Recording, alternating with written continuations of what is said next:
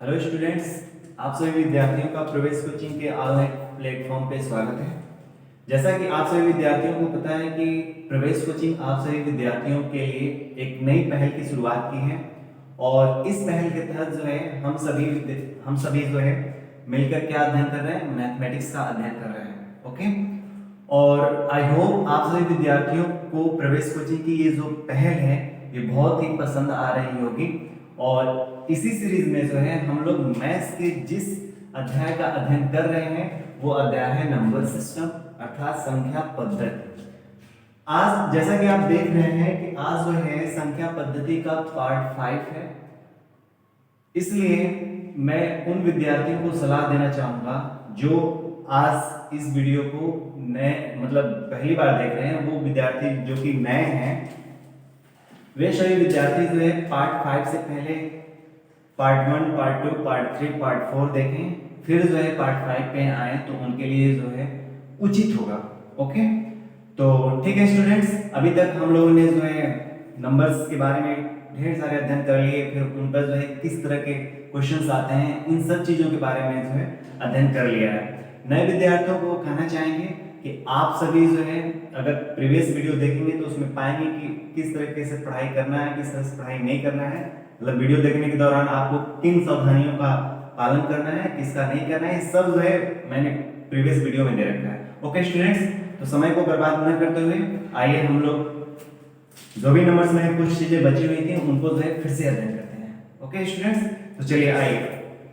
तो कल हमने प्राइम नंबर्स और कंपोजिट नंबर, फिर को प्राइम नंबर, फिर क्या था ट्विन प्राइम नंबर, इन सभी नंबर्स पे जो है किस तरह से क्वेश्चंस आते हैं, इन सब चीजों को हम लोग बहुत अच्छी तरीके से पढ़ रखे हैं। ओके, आज जो हम लोग जिस नंबर के बारे में पढ़ेंगे वो होगा आपका रेशनल नंबर। क्या है? Rational number. Rational number. Rational number जिसको हिंदी में बोला जाता है परिमेय संख्या। रेशनल नंबर जिसको हिंदी में क्या बोला जाता है? परिमेय संख्या।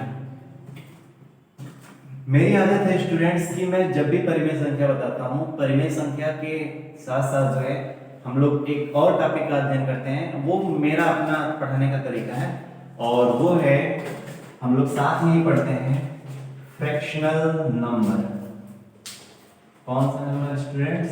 Fractional number. और फ्रैक्शनल नंबर यानी अर्थात आप बोल सकते हो सिंपल वे में फ्रैक्शन, यानी भिन्नात्मक संख्या, या आप डायरेक्ट बोलिए भिन्न। ओके स्टूडेंट्स, मैं रेशनल नंबर के साथ फ्रैक्शनल नंबर अर्थात फ्रैक्शन जो है इस वजह से पढ़ाता हूं क्योंकि अधिकतर विद्यार्थियों को पता ही नहीं होता कि रेशनल नंबर और फ्रैक्शन में क्या अंतर होता है। अधिकतर विद्यार्थियों को मैंने ऑफलाइन क्लासेस ली हैं और ऑफलाइन क्लासेस में मैंने अधिकतर विद्यार्थियों को देखे हैं, अगर उनसे पूछ दिया जाए कि रेशनल नंबर और फ्रैक्शनल नंबर अर्थात फ्रैक्शन में जो है क्या अंतर है, तो अधिकतर विद्यार्थी इसका जो है सही से जवाब नहीं दे पाते। ओके स्टूडेंट्स, आइए अगर मैं आपसे क्वेश्चन करूं कि रेशनल नंबर क्या है, तो अधिकतर विद्यार्थियों का जवाब ये है कि सर रेशनल नंबर जिसको p/q के रूप में दर्शाया जा सके। हाँ ठीक है, कोई गड़बड़ नहीं है। लेकिन अगर विद्यार्थियों से पूछा जाए कि p और q क्या है तो यहाँ पे कंफ्यूज हो जाते हैं। फिर अगर मैं आपसे बात करता हूँ कि फ्रैक्शन क्या है, तो यहाँ पे भी बच्चे थोड़ा सा कंफ्यूज हो जाते हैं, है ना। तो आइए जो भी कंफ्यूजन है सभी कंफ्यूजन को जो है आज दूर कर लेते हैं बढ़िया से।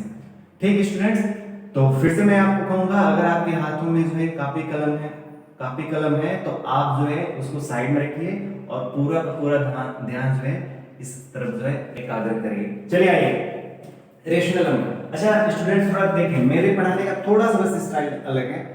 उसके बाद में आप ही जो आप परिभाषा बोले हो ना कि जिसे p/q के रूप में दर्शाया, मतलब ऐसी संख्या जिनको p/q के रूप में दर्शाया, जैसे उसे क्या बोलोगे आप? परिमेय संख्या बोलोगे, है ना। यही ना आएंगे उस पे, लेकिन एक थोड़ा सा मैं अपने तरीके से वो कर रहा हूं, उसको थोड़ा बढ़िया से समझ लीजिए। चलिए देखिए, आपने ये देखा होगा न्यूमरेटर क्या बोलते हैं? तो देखिए न्यूमरेटर ये है आपका न्यूमरेटर, जिसको जो है हम मान लेते हैं शो करेंगे n से, कैपिटल N से। अगला न्यूमरेटर के बाद जो है हम लोग जानते हैं डिनोमिनेटर। डिनोमिनेटर जिसको आप क्या बोलते हो हिंदी में? हर। और हर को जो है हम लोग डी से डिनोट करेंगे। ओके, अब आइए थोड़ा सा समझते हैं कि रेशनल नंबर और फ्रैक्शनल नंबर में क्या अंतर है। ठीक है, उसके बाद ये रेशनल नंबर पढ़ेंगे स्टूडेंट्स, और ये थोड़ा सा बस अलग तरीका, थोड़ा अलग तरीका मतलब ये कि बस मतलब जो परिभाषा है ना वो अलग नहीं है, बस तरीका थोड़ा सा अलग है ताकि आपको कंसेप्ट समझ में आए। क्योंकि मैंने आपको पहले ही वीडियो में आपसे वादा किया है कि मैं जो भी टॉपिक्स पढ़ाऊंगा कंसेप्ट जो है बहुत अच्छी तरीके से क्लियर करूंगा। और चूंकि मैंने आपसे वादा ये भी तो किया है कि आपको मैथमेटिक्स सिखाना ही सिखाना है, तो प्लीज स्टूडेंट्स थोड़ा सा ध्यानपूर्वक जो है इसको देखिए। चलिए अब देखिए रेशनल नंबर कहता है कि मेरे में जो है न्यूमरेटर और डिनोमिनेटर होना चाहिए, इसका पहला कंडीशन। रेशनल नंबर कहता है कि मेरे पास जो है न्यूमरेटर और डिनोमिनेटर होना चाहिए, अर्थात अंश और हर होना चाहिए। ठीक, फ्रैक्शनल नंबर भी कहता है, दोनों में बातचीत हो रही है, ठीक है ना, दोनों में बातचीत हो रही है और दोनों एक दूसरे से बातचीत करने के दौरान कह रहे हैं, रेशनल नंबर कह रहा है कि देखो भाई मेरे में तो न्यूमरेटर और डिनोमिनेटर होता है ना, तुम्हारे में क्या है? ये भी कहता है कि देखो मेरे पास भी जो है क्या होता है, न्यूमरेटर और डिनोमिनेटर होता है। ठीक, ये भी बोलता है कि मेरे पास न्यूमरेटर और डिनोमिनेटर होता है। अब फिर रेशनल नंबर कहता है कि मेरा जो d है ना वो कभी जीरो नहीं होगा। ठीक, फ्रैक्शनल नंबर भी कहता है जवाब में, देखो मेरा भी जो d है ना वो क्या है, कभी जीरो नहीं होगा। ओके, मेरा भी d कभी जीरो नहीं होगा, और ये भी बोलता है कि मेरा भी d जो है कभी जीरो नहीं होगा। तो बात समझ नहीं आ रही है कि तब क्या अंतर है दोनों में, है ना, तब दोनों में क्या अंतर है? तब देखो रेशनल नंबर कहता है कि मेरा जो न्यूमरेटर और डिनोमिनेटर होगा ना वो क्या होगा, इंटीजर होगा। अब जो विद्यार्थी नए हैं अगर उनको इंटीजर नहीं पता है, इस वजह से मैं कह रहा हूं कि आप प्रीवियस वीडियो को जरूर कवर करें, तब जो है इस वीडियो को देखें, अन्यथा आपको कुछ चीजें समझ में आएंगी नहीं। ठीक है, ओके, तो देखिए न्यूमरेटर और डिनोमिनेटर, रेशनल नंबर कहता है मेरा न्यूमरेटर और डिनोमिनेटर क्या होगा, इंटीजर होगा। फ्रैक्शनल नंबर कहता है कि नहीं भाई मेरा तो जो है जो न्यूमरेटर और डिनोमिनेटर होता है वो इंटीजर नहीं होता है, मेरा न्यूमरेटर एंड डिनोमिनेटर जो होता है वो होल नंबर होता है। क्या होता है? होल नंबर यानी पूर्ण संख्या। ये क्या है? पूर्णांक। बस यही बेसिक अंतर है, यानी परिमेय संख्या और फ्रैक्शनल नंबर में क्या थोड़ा सा बेसिक अंतर है, बस बेसिक अंतर यही है। जैसे देखिए रेशनल नंबर को भी जो है आपने जो परिभाषा बताया क्या होता है कि सर इसको p by q के रूप में दर्शाया जाता है। ठीक, जहां पर q जो है सर बड़ा q जो है नॉट इक्वल टू 0 है। ठीक, फ्रैक्शनल नंबर में भी वही होता है, फ्रैक्शनल नंबर भी जो है p by q के रूप में होता है और q जो होता है वो भी नॉट इक्वल टू 0 होता है। लेकिन बेसिक अंतर क्या है कि यहाँ पे जो p और q होता है वो क्या होगा, इंटीजर होगा। p और q जो है क्या होगा, इंटीजर होगा, जबकि यहाँ पर p और q होगा वो क्या होगा, होल नंबर्स होगा। ठीक है, ये जो है यहाँ पे p और q इंटीजर और यहाँ पर p और q क्या होगा, होल नंबर्स होगा। ठीक है, तो ये बेसिक अंतर है फ्रैक्शनल नंबर अर्थात यानी फ्रैक्शन और रेशनल नंबर्स में। ओके स्टूडेंट्स, अब देखिए आइए कुछ एग्जांपल्स लेते हैं। ठीक, अगर मैं आपको बोलूं कि 1/2 जो है, बताइएगा 1/2 जो है रेशनल नंबर है कि फ्रैक्शनल नंबर है। ठीक, चेक करते हैं। तो इसका देखिए न्यूमरेटर है और डिनोमिनेटर है, तो इसके पास भी न्यूमरेटर डिनोमिनेटर, इसके पास भी न्यूमरेटर डिनोमिनेटर, तो दोनों का कंडीशन फुलफिल हुआ। ठीक, अब देखिए यहां भी d नॉट इक्वल टू 0 है, अर्थात जो हर है वो शून्य के बराबर नहीं है, यहां भी हर जो है शून्य के बराबर नहीं है, तो दूसरा कंडीशन भी, यानी पहला और दूसरा तो दोनों के सेम है, तो दोनों में फॉलो होंगे। आइए थर्ड वाला जो पॉइंट है उसमें देखते हैं। थर्ड वाले पॉइंट में क्या है, इसका n और d क्या है, इंटीजर है, और इसका n और d क्या है, n और d क्या है, होल नंबर है, ठीक है ना। इसका n और d क्या है, होल नंबर है, और इसका n और d क्या है, इंटीजर है। तो 1 बताइए इंटीजर होता है कि नहीं, हाँ होता है, ठीक है ना।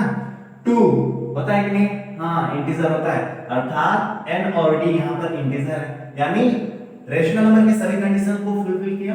तो ये 1/2 क्या हो गया, 1/2 जो है आपका 1/2 एक रेशनल नंबर हुआ।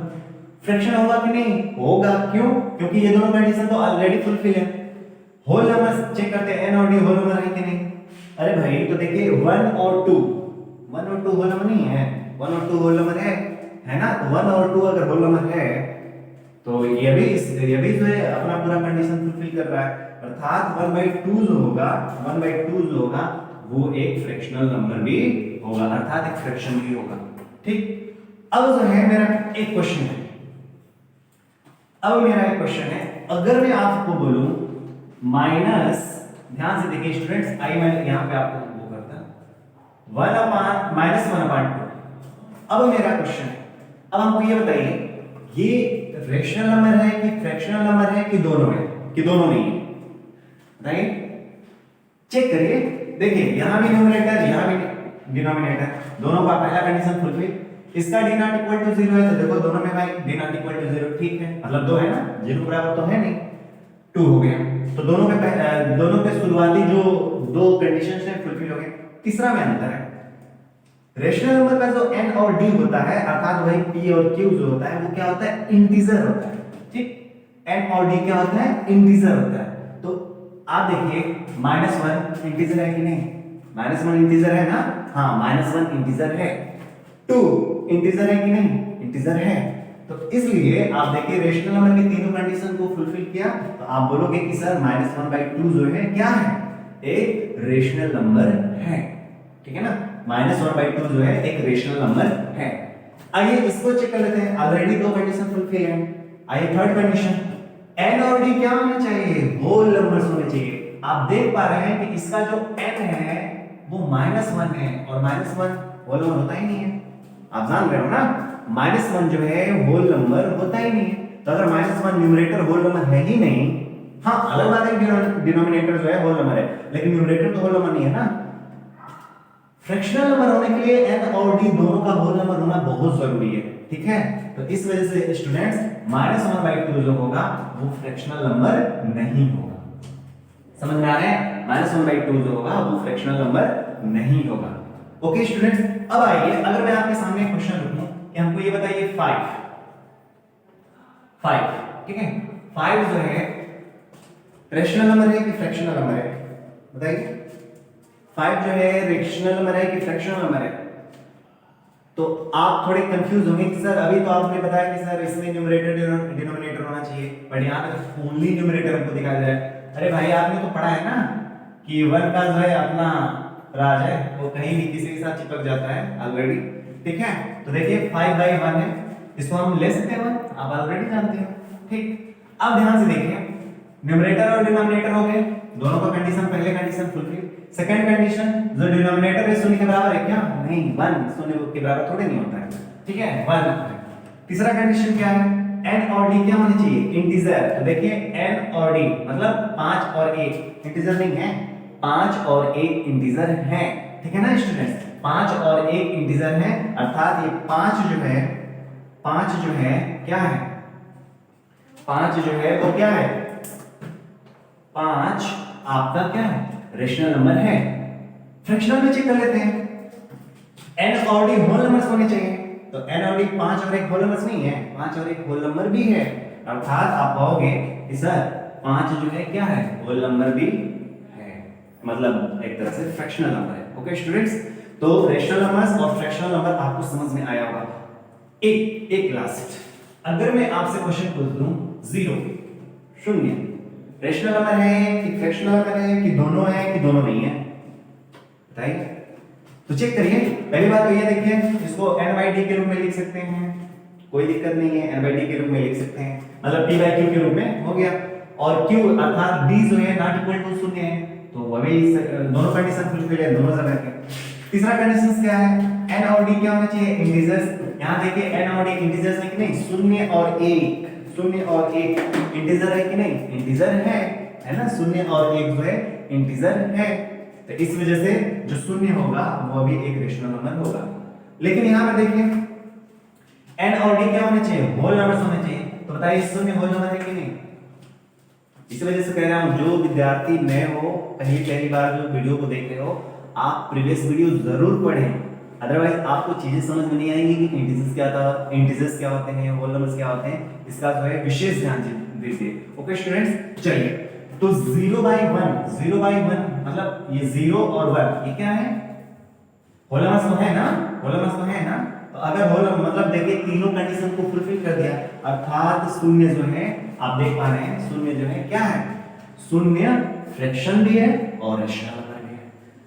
इन तीनों मतलब ये जो एग्जांपल्स है ना, जो तीन एग्जांपल्स, तीन यहाँ पे तीन, अच्छा यहाँ पे चार, ठीक है, देखकर बताइए क्या हम कह सकते हैं रेशनल और फ्रैक्शनल नंबर के बारे में, अर्थात फ्रैक्शन के बारे में, रेशनल नंबर और फ्रैक्शन के बारे में हम क्या कह सकते हैं। पहली बात तो स्टूडेंट्स आपने देख लिया होगा, वैसे आप इसको जो है स्क्रीनशॉट ले लीजिए पहले। ओके चलिए आइए अब जो है देखिए एग्जांपल्स को ध्यान में देखिए और आप हमको ये बताइए क्या हम सभी फ्रैक्शनल नंबर्स को, यानी सभी फ्रैक्शन रेशनल नंबर नहीं हो सकते क्या, सभी फ्रैक्शन रेशनल नंबर नहीं हो सकते क्या, हो सकते हैं। देखिए ना इसमें जो एग्जांपल्स है वो इसमें नहीं है क्या, है, लेकिन क्या सभी जो है परिमेय संख्याएं भिन्न हो सकती हैं, सभी परिमेय संख्याएं भिन्न हो सकती हैं, नहीं, क्यों, क्योंकि देखिए इसमें -1/2 है, लेकिन -1/2 यहाँ पे तो नहीं होता है ना, -1/2 यहाँ पे तो नहीं हो पाएगा फ्रैक्शन। अर्थात आप ये देख पा रहे हो कि जितने भी फ्रैक्शन होंगे प्रत्येक फ्रैक्शन जो है वो परिमेय संख्या हो सकता है, लेकिन प्रत्येक परिमेय संख्या जो है फ्रैक्शन नहीं हो सकता है। इस बेसिक डिफरेंस को जो है आपको समझना पड़ेगा, अदरवाइज जो है मैंने कहा है, मैंने ऑफलाइन क्लासेस में बहुत से बच्चों से पूछताछ की है, छोटे छोटे पॉइंट्स हैं लेकिन ये पॉइंट्स क्लियर नहीं है, ठीक है, तो ये जानना बहुत जरूरी है। ओके स्टूडेंट्स, तो आइए उस पॉइंट्स को लिख लेते हैं। क्या वो पॉइंट था, नोट पॉइंट में उसको रखिएगा, बस जानना जरूरी है, ये बस समझाने का एक अलग तरीका था। अर्थात मतलब वो जो पहले का आप डिफिनेशन रखते हो ना, p by q के रूप में जिसको दर्शाया जा सके उसे रेशनल नंबर कहते हैं, where q is q not equal to 0 and p और q जो होता है क्या होता है इंटीजर, तो वो सही है, गलत नहीं है, वो सही है, ठीक है। देखिए वही तरीके से तो मैंने भी वो करें। अब ध्यान से देखिए नोट पॉइंट्स में, नोट पॉइंट में क्या है स्टूडेंट, हम लिखेंगे प्रत्येक भिन्नात्मक संख्या परिमेय संख्या होती है, लेकिन प्रत्येक परिमेय संख्या भिन्नात्मक संख्या नहीं होती है। समझ आ गया स्टूडेंट्स, प्रत्येक भिन्नात्मक संख्या यानी प्रत्येक भिन्न जो है क्या हो सकता है, प्रत्येक भिन्न रेशनल नंबर हो सकता है, लेकिन सभी रेशनल नंबर जो है क्या फ्रैक्शन नहीं हो सकते, ठीक है। तो आई होप स्टूडेंट्स ये पॉइंट जो है समझ में आ गया होगा। अब जो है एक दो पॉइंट, बस एक या दो पॉइंट्स बचे हुए हैं रेशनल नंबर, मतलब रेशनल नंबर के बाद, इसके बाद नंबर्स के जो टाइप्स हम लोग पढ़ रहे थे ना ये पूरा कंप्लीट हो जाएगा। और मैं कह रहा हूँ यहीं पर जो है जितना टाइम लेना था हम लोगों को, मतलब नंबर्स में जो है जितना टाइम लेना था और किस तरह से क्वेश्चन पूछे जाते हैं, ये सब मैंने बहुत अच्छी तरीके से टाइम भी लिया है और बहुत अच्छी तरीके से कवर भी किया है।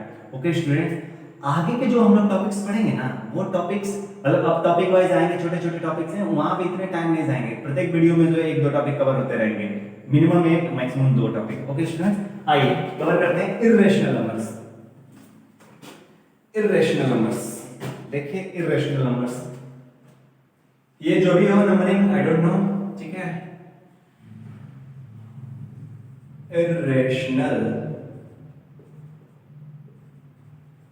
नंबर, इर्रेशनल नंबर यानी आप बोलोगे अपरिमेय संख्या, अपरिमेय संख्या, ठीक है। अगर इसके परिभाषा के तौर पे देखिए तो आप क्या बोलते हो, इसके परिभाषा के तौर पे, इसके परिभाषा के तौर पे आपका जवाब रहता है ऐसी संख्याएं जिन्हें p बाई क्यू के रूप में नहीं दर्शाया जा सके उसे आप क्या बोलते हो, अपरिमेय संख्या बोलते हो। आपका जवाब यही है, सही भी है, ठीक है ना। आपका जवाब यही है कि ऐसी परिमेय संख्याएं आप लिख भी सकते हो, ऐसी मतलब ऐसी संख्याएं, परिमेय संख्या नहीं ऐसी संख्याएं, सॉरी ऐसी संख्याएं जिन्हें p बाई क्यू के रूप में दर्शाया जा सके, अपरिमेय संख्याएं कहलाती है, ठीक है। और परिमेय संख्या में क्या लिखेंगे स्टूडेंट्स, ऐसी संख्याएं जिन्हें p बाई क्यू के रूप में दर्शाया जा सके, ठीक है ना। और यहाँ पे आप क्या लिख सकते हैं, यहाँ भी जो है आप बोलोगे मतलब कोई दिक्कत नहीं है, यहाँ पे कोई दिक्कत नहीं है, ठीक। अब थोड़े ध्यान से, ऐसी संख्याएं जिन्हें p बाई क्यू के रूप में दर्शाया जा सके, मैंने लिखा नहीं, ठीक है ना। चलिए देखिए मैंने क्या लिखा, p बाई क्यू के रूप में दर्शाया नहीं जा सके, ठीक है ना। ऐसी संख्याएं जिन्हें p बाई क्यू के रूप में दर्शाया नहीं जा सके उसे आप क्या बोलोगे, अपरिमेय संख्या बोलोगे। ओके स्टूडेंट्स, ठीक है स्टूडेंट्स, ये सके सके दो जगह हो गए, ठीक, कोई दिक्कत नहीं है, हो जाता है कभी कभार, उसके लिए सॉरी स्टूडेंट्स। तो p बाई क्यू के रूप में दर्शाया नहीं जा सके, अब अधिकतर विद्यार्थी इस बात को बोलते हैं कि p बाई क्यू के रूप में दर्शाया नहीं जा सके, इसका क्या मीनिंग है, बस केवल विद्यार्थी जो है, जब भी मैंने ऑफलाइन क्लासेस टीच किए हैं और विद्यार्थियों से पूछ देते हैं कि p बाई क्यू के रूप में दर्शाया नहीं जा सके का क्या मतलब है ना, p बाई क्यू के रूप में दर्शाया नहीं जा सके का क्या मतलब है, अधिकतर विद्यार्थियों का जवाब ही सही नहीं आता। हाँ बस एग्जांपल देंगे ऐसे, सर √2 जो है अपरिमेय संख्या है, सर √3 जो है अपरिमेय संख्या है, सर पाई जो है अपरिमेय संख्या है, इस तरह के बच्चों के जवाब आते हैं, खूब जवाब आते हैं और सही भी है, सही भी है।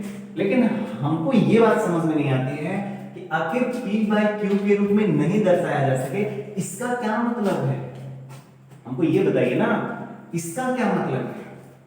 हम केवल डिफिनेशन रटते हैं शुरू से ही, मैं कह रहा हूं कि यहाँ पे आपको रटना नहीं है, हर पॉइंट्स को बहुत अच्छी तरीके से समझना है। और प्रवेश कोचिंग का यही जो है टारगेट है कि विद्यार्थियों के कंसेप्ट को जो है एकदम बढ़िया से जो है क्लियर किया जाए। ओके स्टूडेंट, और आज आपको समझ में भी आ जाएगा कि क्यों जो है आपको मतलब p बाई क्यू के रूप में दर्शाया नहीं जा सके, क्यों नहीं दर्शाया जा सकता भाई, कौन सा ऐसा नंबर है जिसको p बाई क्यू के रूप में नहीं दर्शाया जा सके, बताइए।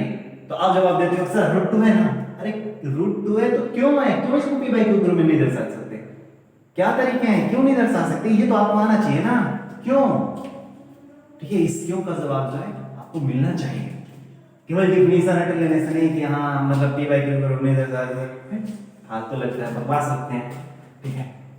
कंसेप्ट को पकड़ने का प्रयास करें, कंसेप्ट आपको समझ में आने चाहिए, ठीक है। आइए हम आपको समझाते हैं। मैं ये मानकर चल रहा हूं कि आपको जो है डेसिमल को फ्रैक्शन में बदलना और फ्रैक्शन को डेसिमल में बदलना आप सभी विद्यार्थियों को आता होगा, है कि नहीं। डेसिमल को फ्रैक्शन में बदलना और फ्रैक्शन को डेसिमल में बदलना, अर्थात मतलब दशमलव को भिन्न में बदलना, भिन्न को दशमलव में बदलना आप सभी विद्यार्थियों को आता होगा ना। अरे आपने बचपन में पढ़ाई भी करी होगी, 3, 4 या 5 में करा ही होगा, है कि नहीं।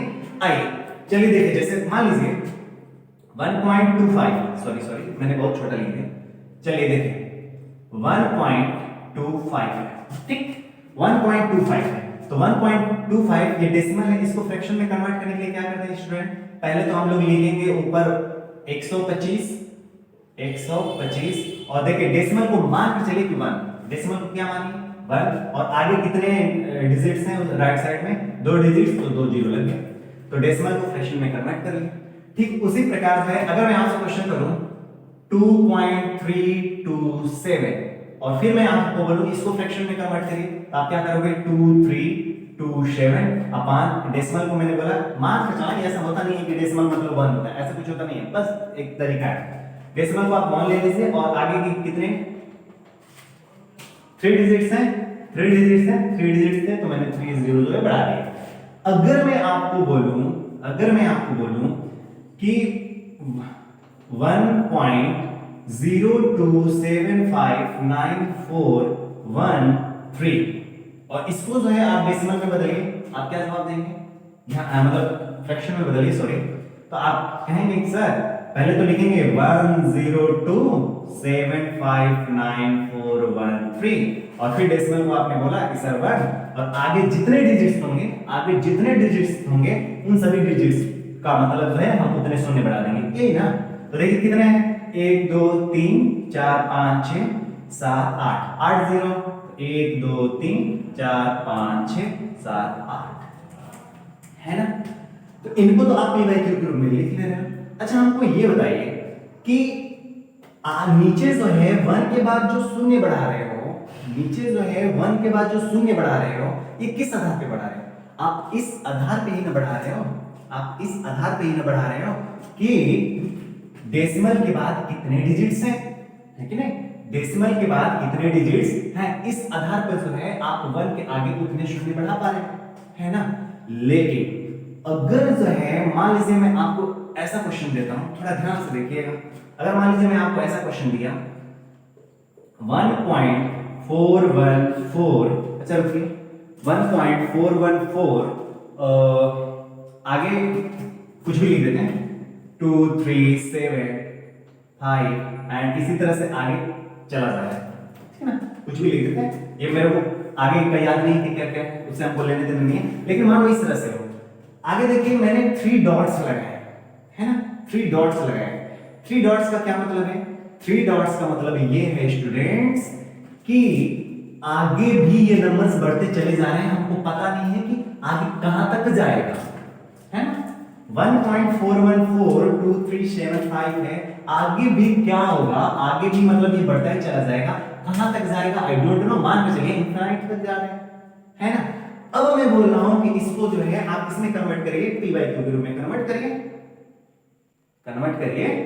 1.414237 डॉट डॉट डॉट, अर्थात मतलब आगे भी बढ़ता चला जा रहा है, इसको पी बाई क्यू के रूप में दीजिए हमको, बताइए। तो आपको देखिए क्या प्रॉब्लम आने वाली है। आप कहोगे सर ये तो बहुत आसान है, लेकिन देखिए आसान नहीं है, आपके लिए थोड़ा सा अच्छा लेवल का है। देखिए आप कहोगे सर पहली बात तो ये कि हम डेसिमल अगर हटाते भी हैं तो सर चलिए मैं मान लेता हूं, इसको ऐसे में कर रहा हूं 141422375 एंड इस तरह से मैंने कर दिया। चलो मान लेते हैं कि आपने कर दिया कि हाँ सर डेसिमल हटाया और मैंने यहां पे कर दिया, ठीक। लेकिन आप हमको ये बताइए डेसिमल का मैंने माना 1 और अब मैं बोलूं कि यहां पे शून्य बढ़ाइए, कैसे बढ़ाएंगे शून्य? आप शून्य किस आधार पे बढ़ाते थे? आप शून्य इस आधार पे बढ़ाते थे कि आप काउंट करते थे कि डेसिमल के बाद कितने डिजिट्स हैं, है ना, डेसिमल के बाद कितने डिजिट्स हैं। लेकिन यहां पर देखिए ना डेसिमल के बाद जो है कितने डिजिट्स आएंगे ये हमको पता है क्या? डेसिमल के बाद कितने डिजिट्स आएंगे ये हमको पता है क्या? नहीं, वही हमको फिक्स नहीं है, कि डेसिमल के बाद कितने जो है डिजिट्स आएंगे, है ना, डेसिमल के बाद कितने डिजिट्स आएंगे यही हमको नहीं पता है। और जब हमको यही नहीं पता है तो आप हमको ये बताइए पी बाई क्यू के रूप में दर्शा पाएंगे? बताइए पी बाई क्यू के रूप में दर्शा पाएंगे? नहीं दर्शा पाएंगे।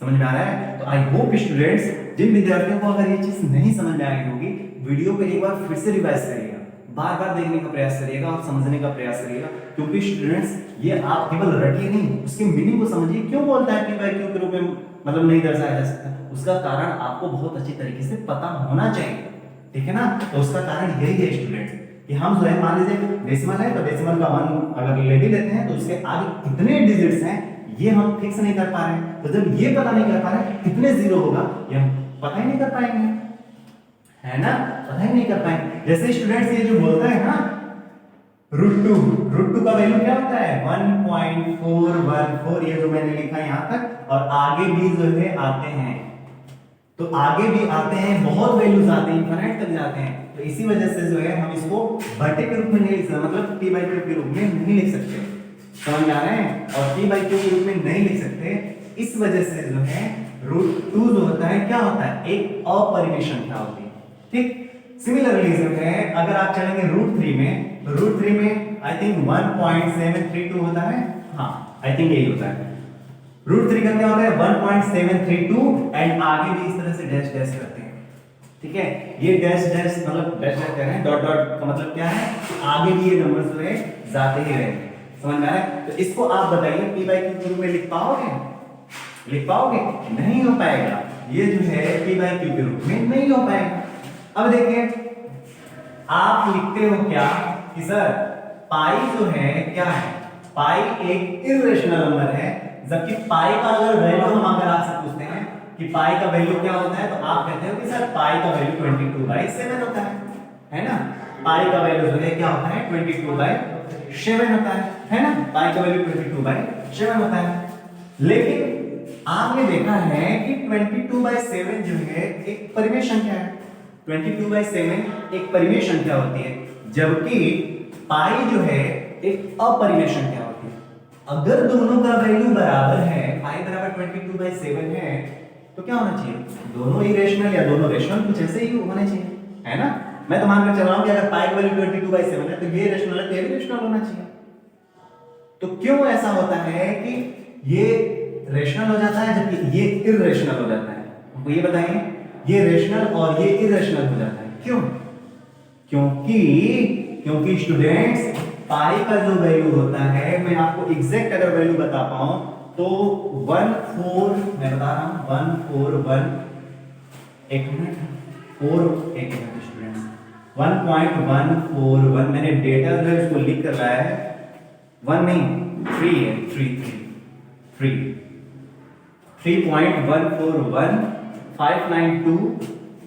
592 एंड आगे भी जाता है। और 22/7 का जो वैल्यू होता है वो क्या होता है, 22/7 का जो वैल्यू होता है 3.14 एंड 285 ये मैंने डेटा आपके लिए लिख कर लेकर आया स्टूडेंट्स।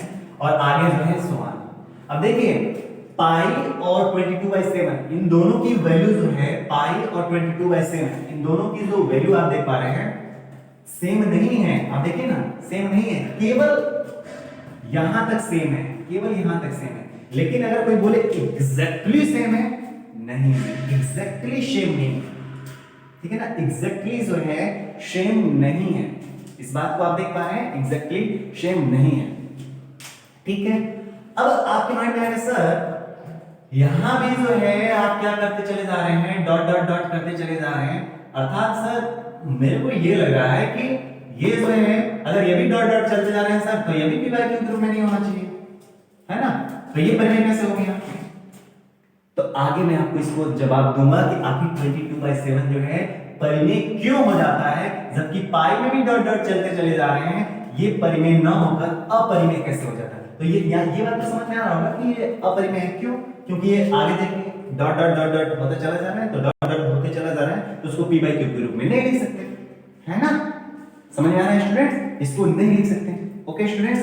इस वजह से जो है पाई क्या होता है, पाई अपरिमेय संख्या होता है, जबकि 22/7 जो होता है क्या होता है, परिमेय संख्या। अब क्यों 22/7 जो होता है परिमेय होता है? क्योंकि वो भी तो इनफिनिट तक जा रहा है।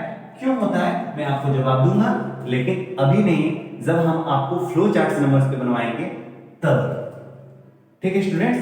तब जो है मैं आपको बढ़िया से इसका जवाब दूंगा, ओके स्टूडेंट्स? तो आई होप आपको जो है रेशनल नंबर और इरेशनल नंबर इन दोनों पॉइंट्स को जो है आपको क्लियर हो गया होगा, ठीक है स्टूडेंट्स? तो ओके स्टूडेंट्स, तो अब देखिए आई होप आपको रेशनल और इरेशनल तो पूरी तरह से क्लियर हो गया होगा। अगर आपको डाउट होगा ना स्टूडेंट्स, तो यहाँ पे थोड़ा सा डाउट होगा, मेरे को पता है कि सर 22/7 और आगे डॉट डॉट है, तो सर ये तो इरेशनल होना चाहिए, बट रेशनल क्यों है? तो जवाब मिलेगा स्टूडेंट्स, याद रखिए। अगर मैं नहीं भी बताता हूं तो प्लीज आप कमेंट करके जरूर मेरे को बताइएगा, क्योंकि हम भाई थोड़ा सा भूल भी जाते हैं ना।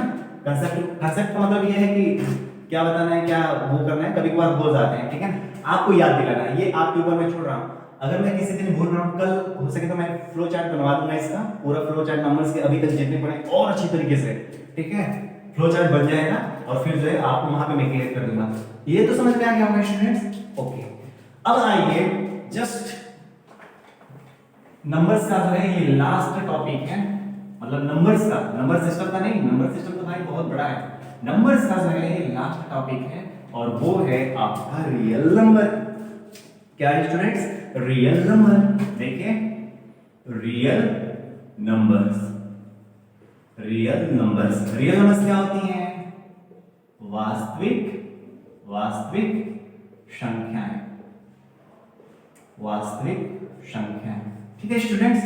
वास्तविक संख्याएं क्या होती है? वास्तविक संख्याएं कुछ नहीं, बस आपको परिभाषा लेकर आ रहा हूं, आप ऑलरेडी जानते हो, ठीक है ना। देखिए क्या होती है, परिमेय, क्या लिख दिया, परिमेय व अपरिमेय संख्याओं के परिवार को क्या बोलते हो आप? वास्तविक संख्याएं। समझ में आ रहे हैं स्टूडेंट्स? को वास्तविक संख्याएं कहते हैं। ओके स्टूडेंट्स, अर्थात देखिए क्या मैंने बोला, परिमेय व अपरिमेय संख्याओं के परिवार को वास्तविक संख्याएं कहते हैं। मतलब परिमेय संख्या आपको पता होगी, अपरिमेय संख्या पता होगी, ये दोनों जो है जिस फैमिली में रहते हैं, ये दोनों जिस फैमिली में आते हैं उस फैमिली का एक अलग से नाम दे दिया गया है। क्या नाम है? Real numbers. अर्थात रियल नंबर्स में जो है परिमेय संख्याएं भी आती हैं और अपरिमेय संख्याएं भी आती हैं। और उदाहरण के तौर पे आप जो है परिमेय संख्या को भी ले सकते हैं और अपरिमेय संख्या को भी आप ले सकते हैं, और ये दोनों मिलकर क्या बनाते हैं? रियल नंबर्स बनाते हैं। ओके स्टूडेंट्स, तो परिमेय संख्या के उदाहरण मैंने दिए, अपरिमेय संख्या के उदाहरण दिए, दोनों ही उदाहरण को यहाँ पे अगर आप लिख दीजिए तो वो दोनों क्या है? आपकी वास्तविक संख्याएं होंगी। क्लियर है स्टूडेंट्स? तो नंबर से संबंधित अभी तक जो भी वीडियो गई हैं स्टूडेंट्स, आई होप आप जो है उनको बहुत अच्छी तरीके से फॉलो करिएगा। और नंबर से समझ में कह रहा हूं ना कि बस यहाँ पर मैं जितना टाइम देना चाहिए था मैंने टाइम बहुत अच्छी तरीके से दिया, और आई होप आप उसको जो है बहुत अच्छी तरीके से कवर किए भी होंगे।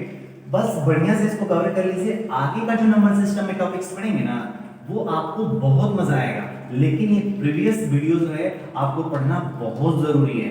ओके स्टूडेंट्स, तो आई होप आप सभी विद्यार्थियों को जो है प्रवेश कोचिंग की जो नई पहल है बहुत पसंद आ रही होगी।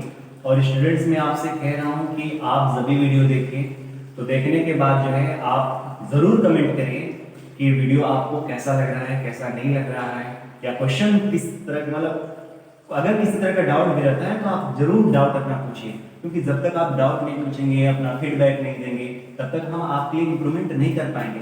आपका एक एक कमेंट जो है हम सभी के लिए, मतलब खासकर जो टीचर्स ऑनलाइन टीचिंग करते हैं उनके लिए एक उत्साह होता है। उनको एक तरह से आपका एक कमेंट उनको अप्रिशिएट करता है कुछ करने के लिए। ओके स्टूडेंट, तो प्लीज वीडियो देखा करिए तो जरूर कमेंट करा करिए कि हाँ सर वीडियो कैसा रहा, कैसा नहीं रहा, या डाउट वगैरह जो है आप अपना वहां से पूछ सकते हो। ओके स्टूडेंट्स, तो आज के लिए बस इतना ही, फिर मिलते हैं नेक्स्ट वीडियो में। Thank you.